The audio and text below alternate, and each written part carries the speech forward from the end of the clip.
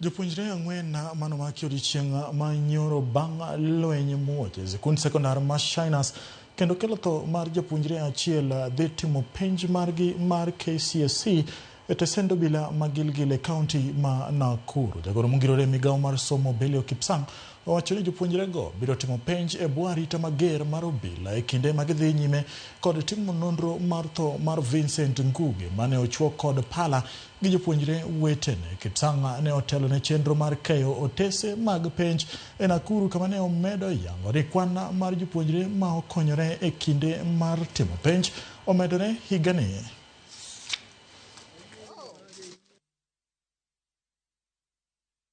We've been given assurance by our security teams, our investigative arm, that they have done adequate check.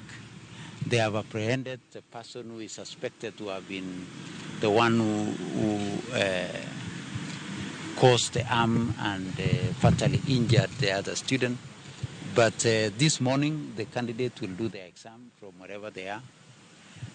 And thereafter, we shall conclude the process. And I'm sure they will be taken to court in the course of time, maybe even as early as today. It's also good to report that the students who are involved in those fracas, that was on Saturday night, there were 3 boys, and the one that did the stabbing, all of them have been arrested. We are also managing so that they also, however much we've arrested them, we also make sure that they do their exams also as the legal system takes its place.